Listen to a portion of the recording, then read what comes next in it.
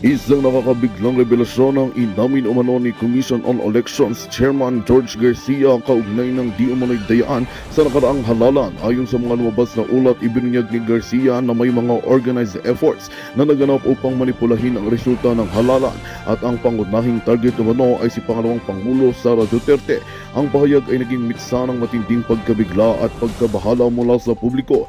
Ayon sa source na malapit sa imbestigasyon, tiniyak umano ni Garcia na hindi lahat ng COMELEC ay sangkot, ngunit may mga grupo raw mula sa labas at loob ng gobyerno na nagtangkang pabagsakin ang kandidatura ni VP Sara sa pamamagitan ng teknikal na manipulasyon at black propaganda. Dagdag pa rito, nagsumiti na raw ng paunang ebidensya ang kanyang opisina sa kasalukuyan at kinauukulang mga ehensya para sa mas malalim na imbestigasyon. Wala pang opisyal na pahayag mula sa kampo ni Pangulong Kuting Jr. ukol sa isyong ito, habang nananawagan naman ang kampo ni VP Sara ng ganap na transparency at accountability. Samantala, ilang pambabatas ang nagsulong ng Senate inquiry upang alamin ang buong lawak ng umano'y dayaan. Patuloy naming babantayan ang usapin ito na maaaring yumanig sa integridad ng ating demokratikong proseso. At yan nga ang balitang ating pakakatutukan. Ngunit bago ang lahat, siguraduhin mag-subscribe at ihit ang notification bell para sa patuloy na pagtutok sa mga silap ng bagong balita dito lamang sa Tunay na Boses ng Masa.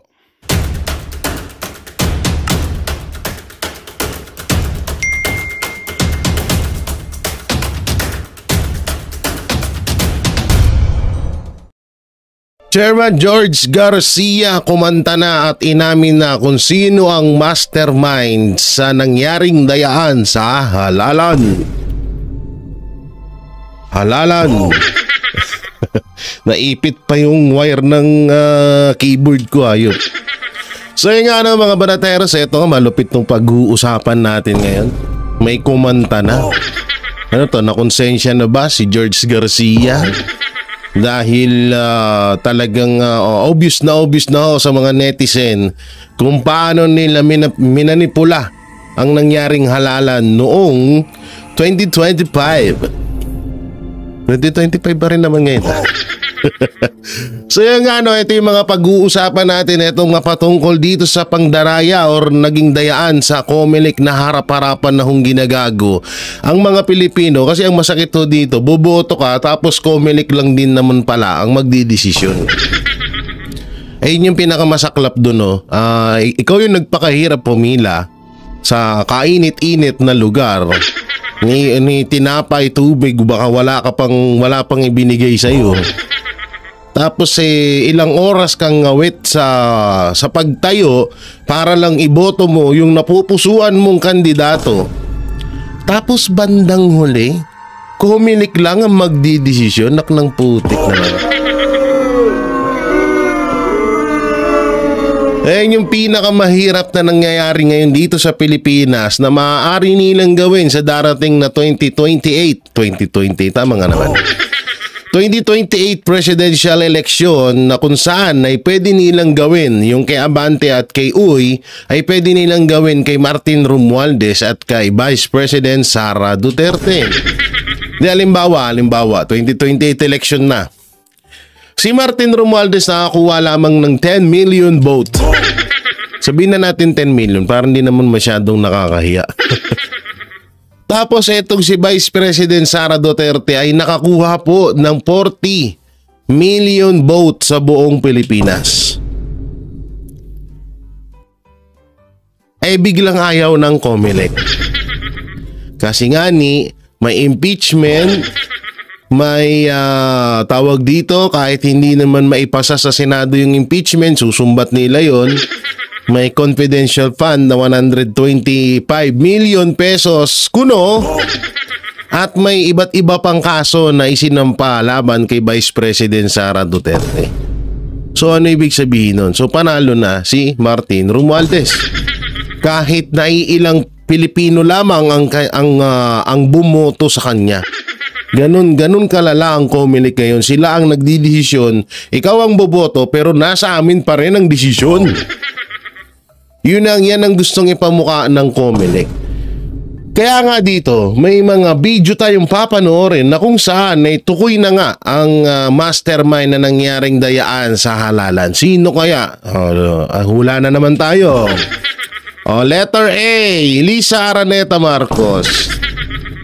Letter B, Marcos Jr. Letter C, Martin Romualdez. At letter D, Imelda. Nadamay tuloy si Imelda. Imelda Marcos. Ayan na, comment nyo lang po dyan yan sa baba. Tingnan natin kung sino. So dito muna tayo sa ibang mga video. Etong patutsada ni Attorney Glenn Chong kay COMELEC Chairman Garcia. Pasok. George, paliwanag mo. Paliwanag mo. Kita ng pagkakataon uli. Yan. Ayan. Ha? Error o daya. Pumili ka.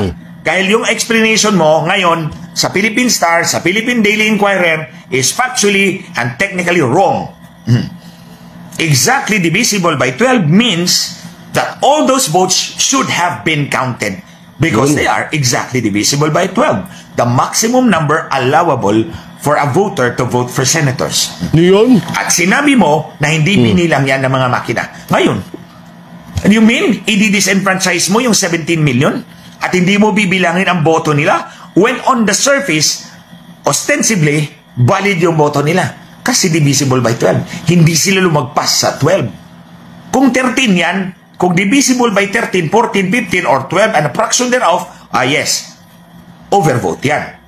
Pero kung hindi, exactly 12, the presumption is valid yung mga boto na yan. Oo, valid yun. Hindi yun pwedeng maging overvoting kapag ikaw ay bumoto ng, halimbawa, senador. Diba? 12 senador ang iboboto mo, so valid yun. Walang masama doon, walang technical problem doon. Depende na lang. Kapag ang binoto mong senador ay 13, yun talaga, counted yun sa overvoting.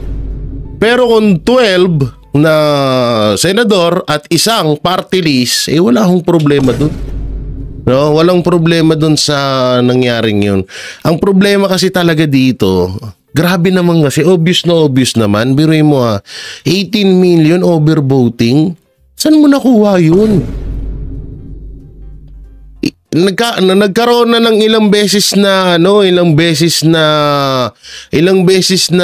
tawag dito na nabotohan sa bansang Pilipinas. Ngayon lang ho nagkaroon ng ganyang kalaki na overvoting.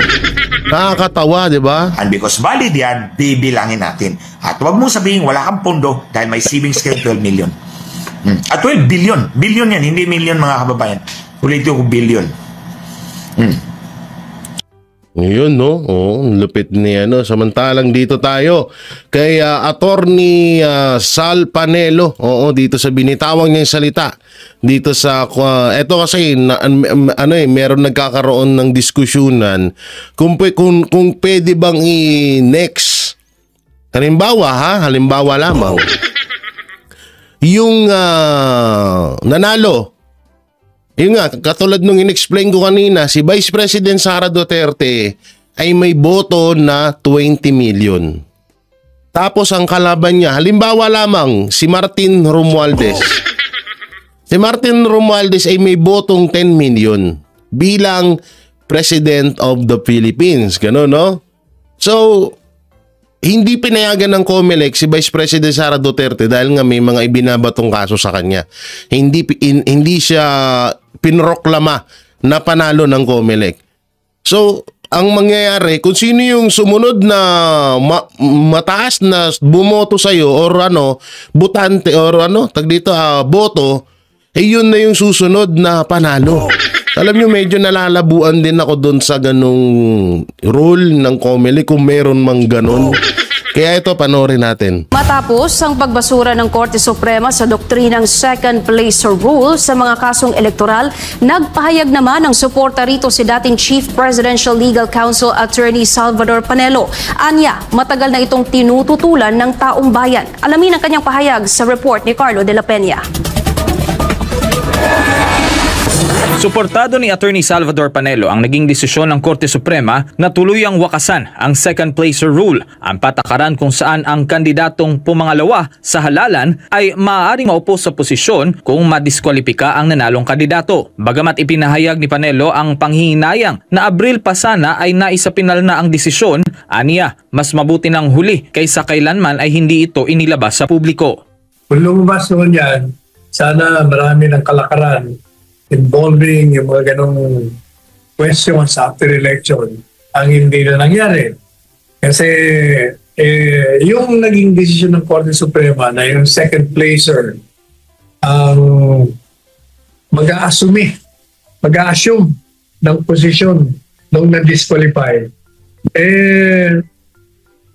sa totoo lang, marami ang tumutuligsa dun sa ruling na yun. Ipinaliwanag ni Panelo na matagal nang kinu-question ang legalidad ng second placer rule. Bago pa man lumabas ang ilang pansamantalang desisyon na pumabor dito, mariin na itong tinutulan sa ilang naunang jurisprudence ng Korte Suprema. Mulat sa poll, marami ng desisyon ang hindi sila pumayag na yung second placer ang mag-a-assume. Kasi sinasabi ng Korte Suprema noon, bago napalitan ang doktrinang pwede yung second placer, meron tayong rule on succession. Ang batas sinasabi, pag ang isang posisyon ay nabakante dahil sa nagbitiw sa tungkulin. Hindi, tsaka ito yun, putulin natin yung sinabi ni Atty. Salya, balikan natin. Maganda rin yung sinasabi niya. Mapatungkol dito sa second placer rule. Bakit kung may kaso man yung tumatakbo na yun at talagang nasa konstitusyon, nasa batas yun, bakit nung una pa lang dapat doon pa lang inaksyonan na agad ng COMELEC na wag nang tumakbo yung tao na yan kasi hindi pwede, kasi una may kaso at nasa batas yun, nasa batas ng COMELEC yun na bawal kang tumakbo kapag may mga ganyang kang kaso. Lalot na tinatawag na naisa batas yun, ganon, no? Bakit nung una pa lang ayaw na nilang aksyonan? Yan nagkakaproblema ngayon kasi nga gusto ng taong bayan yung pamamalakad ng tao na yun, kaya yun nanalo. Hindi katulad nung Kalatsuwa, ha? Oo. Ang pinag-uusapan natin dito katulad nung kay Abante tsaka kay Uy. Yun yung masaklap dyan. Kaya nga ito, kaya kailangan natin tumatuldukan mga kabiyaya. Kasi nga, pag hindi natin to inaksyonan ngayon, dadalhin ito sa 2028 para doon nila gurgurin si Vice President Sara Duterte. Maniwala kayo sa akin. John, ang batas sinasabi, pag ang isang posisyon ay nabakante dahil sa nagbitiw sa tungkulin, o kaya naman namatay, o kaya naman na-disqualify, ano mang legal na dahilan, ang mag-a-assume kung ikaw ay gobernador, vice gobernador. Kung ikaw mayor, ay vice alkalde. At kung kongresista ka naman, declared vacant yan, nakaroon ka ng special election. Ayon pa sa kanya, ang pagbibigay ng posisyon sa second placer ay taliwas sa prinsipyo ng demokrasya dahil hindi siya ang pinili ng sambayanan. At yung second placer, hindi gusto ng mga botante. Yung na-disqualify, yun ang gusto nila, yung pinanalo nila. Yun ang ating tinatawag na demokratiko. Kung sino ang makakamit ng pinakamaraming boto, siya ang mangunguna at siya ang gusto ng taong bayan. Sa huli, ikinatuwa ni Panelo ang pagbabalik ng Korte Suprema sa orihinal nitong pananaw na dapat sundin ang rules on succession na nakasaad sa batas. Matatanda ang isa sa mga kasong ginamitan ng second placer rule ay ang pagkakatalaga ng Commission on Elections o COMELEC kay Benny Abante bilang kinatawan na ika-6 na distrito ng Maynila, kapalit ni Joey Uy na nadiskwalipika dahil sa issue sa citizenship. Ngunit sa ngayon, na-disqualify dahil sa citizenship, shit pala. Pero si Erwin Tulfo na American citizenship at yung iba pang mga politiko dyan hindi na-actionan ng COMELEC. Bakit kaya? Ay isa sa mga pinakamalaking katanungan. So ito pa isang balita, no, COMELEC. Basahin natin title. COMELEC iisipan humingi ng linaw sa SC. Kaugnay ng second placer rule. Putang ina. Sorry sa bunganga ko. Hindi nyo pala alam yan kasi dito al linaw pag-iisipan humingi ng linaw. So ibig sabihin hindi pala alam ng COMELEC to, paktay kayo dito. Pinag-aaralan na ng COMELEC ang posibilidad na humingi ng paglilinaw sa Korte Suprema kaugnay ng bagong desisyon nito na hindi maaaring palitan ng natalong kandidato ang nanalong opisyal na nadiskwalipika. Putang inang yan. Wait lang. Hindi alam ng COMELEC yung about sa rule na yun. Tapos isinasa batas nyo, hayop. Buisit. Hayop ka, George Garcia. Lumayas ka na nga diyan. Nai-stress na kami sa iyo. Atip na yan. Alinaw humingi Pag-isipan,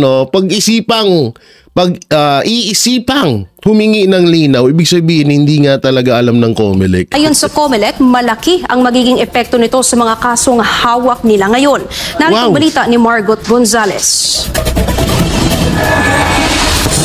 Sa 37 pahinang desisyon ng Korte Suprema sa kasong Dato Pax Ali Mangudadato versus COMELEC, iginit ang kataas-asang hukuman na hindi maaring maupo sa posisyon ang natalong kandidato kahit madiskwalipika o magkansela ang Certificate of Candidacy ng nanalo. Sa halip, dapat ang kapalit ay manggaling sa proseso ng succession.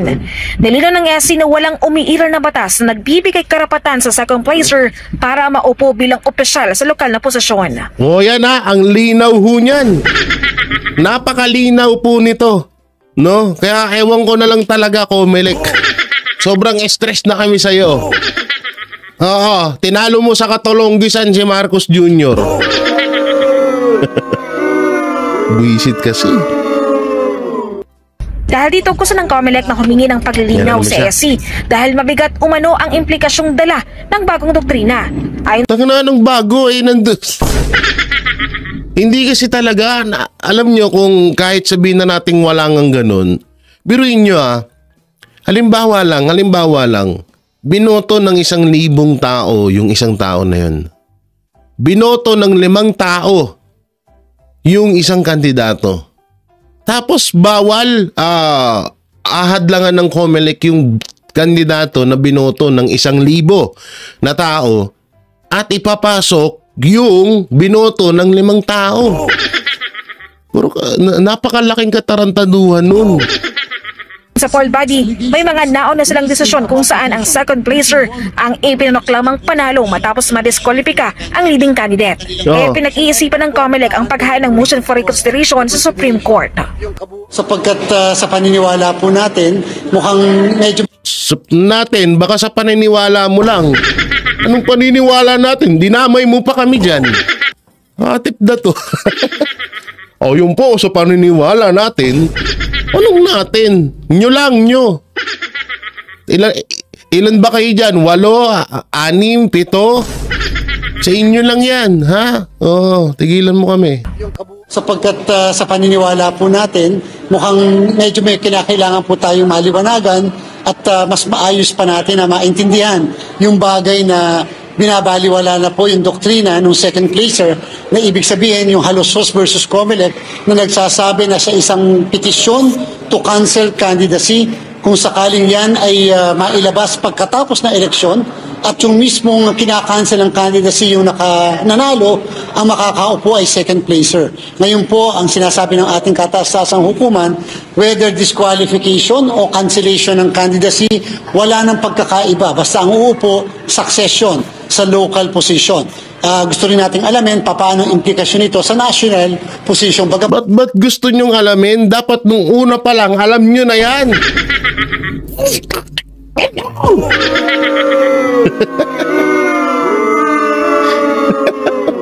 Buisit kasi. Tangina, naging chairman, naging COMELEC chairman ka, tapos hindi mo pa pala alam yan.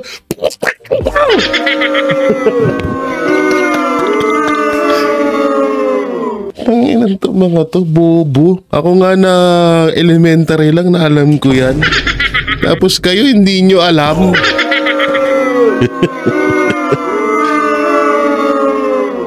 Okay. At may diskusyon ang Korte Suprema doon. Aaminin po namin. So ibig sabihin, kung halimbawa man, na talagang ituloy niyang kagustuhan nyo, mas kapani-paniwala na pala ang ilalabas na batas ng COMELEC kesa sa Korte Suprema, ganun ba?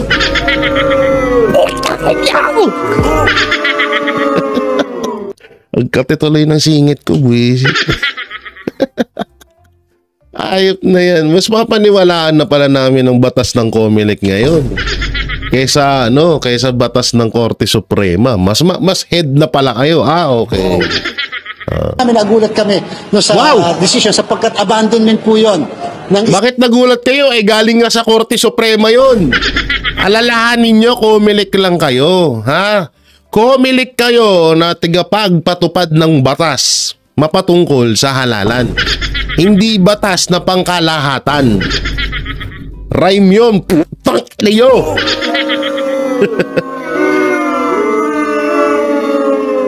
Ay, naku po. Na-stress na ako sa'yo, Chairman George Garcia. Magtitigil ka nga. Tinalo mo sa kabubuhan si Marcos Jr.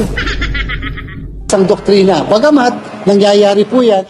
Dahil sa bagong desisyon ng SC, kailangan din daw pag-isipan ng COMELEC kung ilalabas na ba nila ang desisyon sa iba pang disqualification cases. Sige, antayin namin yan. Magiging tugon ng korte sa kanilang MR. Magkakaroon sila ng pagpupulong ukol dito. Dapat bang itago muna namin, huwag na muna namin ilabas at hintayin na lang na maging final and executory yung desisyon ng ating pong kataas-taasang hukuman. So again, subject pa naman po yan sa motion for reconsideration.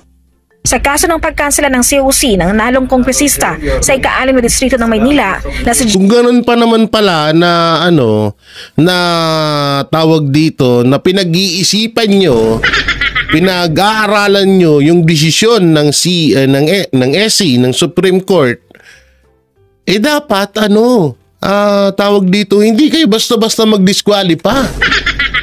Diba? Hindi nyo dapat basta-basta ihalal agad. Si Abante tuwang-tuwa agad, nagpa-interview agad eh. Dapat ganon, hayaan nyo muna matenga, wag muna kayong magproklama. Anak ng tete, wala pang nilalabas na desisyon ng Supreme Court. Kayo meron na eh. Yun yung lintik na kagaguhan nyo dyan. Joey Chua Uy, posible umanong hindi tumasaklaw ng bagong doktrina. Kung magiging pinal ang disqualification ni Uy at may patutupad ang second placer rule, si Benny Abante na siyang pumangalawa sa botohan ang maaring umupo.